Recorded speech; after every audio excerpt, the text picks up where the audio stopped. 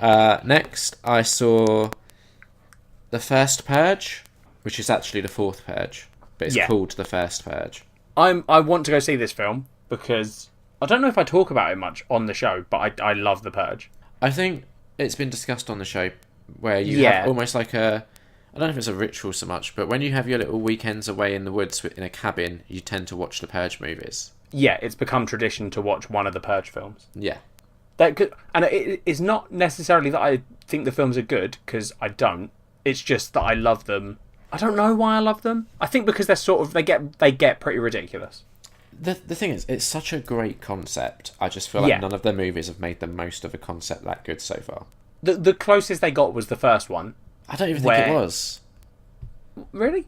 I think the first one's probably the best one, but I don't think it makes the most of that concept. No, but that's what I mean. Like, it's the closest, as in out of all three that I've seen. Yeah, I think the second one... not necessarily that it's managed to achieve it, just that it... I don't know. I think the second one, because like the first one, it's basically... That concept is just used to set up what is essentially a home invasion movie. Yeah. The second one I find more interesting because they actually go into the streets, and I like that element of, we don't really want to be participating in this, but we're on the streets while this is going on. Yeah, that's fair. I would love for there to be some sort of like virtual reality Purge experience. It just wouldn't work because everyone would be baddies in it.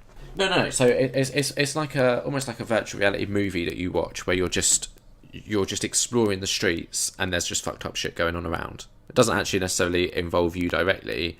Okay, I see what you mean. Yeah, I could see that. Because I love the scenes where like you've got like so both the second and third movie feature scenes on the streets, and they kind of there's scenes that don't really play into the story itself, but just a kind of like mood setting. Yeah, they're just driving past like a group of people dressed as pigs killing someone in an alley. Yeah, or there'll be like a tree with people hanging off of it and then people dancing underneath. Just creepy shit like that. Or like there'll be someone on a bench just singing this like creepy lullaby while we're like holding a head. Yeah.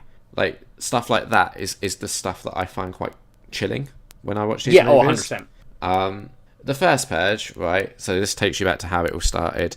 And looking at kind of what's happening in America today, the statements that this movie are trying to make are really obvious. Yeah, I mean, I was assuming it was going to have a bit of a... It's got like a huge racial and like class element to it. Yeah. Where, you know, essentially... And it's stuff that's been touched on in the previous movies anyway, but essentially the point of the Purge is to weed out things like the homeless, the sick, etc. So they're less of the way the government clear up stuff, but they just pretend it's other people doing it, sort of thing. Exactly. Yeah. And you know they make kind of some like there's a really awkward bit where it's clearly a line that's been like put in later. Does someone go, "This all started with President Donald Trump"? No, but someone runs away and yells something like, "Get off me, you pussy grabbing motherfucker." Oh, okay. Yeah. And it's just stuff like that that's just a bit like that we already... too heavy-handed. Yeah, we already knew what you were getting at. Like, yeah, you didn't need to smash it in our faces. Exactly. Yeah. I have questions, Liam. Okay. Do people wear masks in this one? They do, and it's sort of commented on how that's like there's sort of because there's the first one basically takes place in Staten Island. Only. Oh, is it only in one area? Yeah, so they're kind of doing it as like a trial. Yeah, got you. And to get people involved, there's like they enlist people and say, oh, if you participate, you'll be financially rewarded.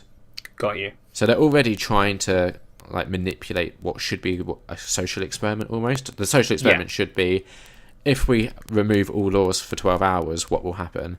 And what happens in the movie is people basically just have purge parties where they don't actually commit crime, they just like rave in the streets and stuff, right? Yeah, they break like the minor laws. Exactly. Like there's people just jaywalking all over the place. Yeah. There's one guy with an open container of alcohol on the street and he's like, haha, I'm purging. Yeah, but no one's actually murdering. But they've kind of... Yeah, so then they get these people to participate. They do comment on the fact that people are starting to use masks and how it's starting to have this weird like Halloween tradition almost. Yeah. But it's not like a major part of it or anything.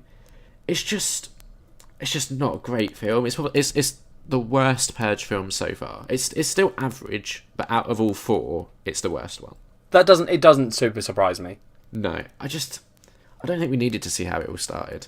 No, because I mean the interesting thing about the Purge is where it is in the films. Like, it's been going on for years, so the Purge has got this kind of over the top, like, ridiculous murder thing going on. Yeah, and even in the first one, there's lines dropped in that kind of let you know that this was going on for a while, like, oh, you'll be taught in school the importance of this night, etc., etc. Like, yeah, it makes it feel like it's something that is just accepted, and I don't know, it's just way too obvious with what it was trying to say. It wasn't trying to do anything particularly smart or particularly clever, I don't think. So it's 2.5 out of 5. It was fine, but nothing great.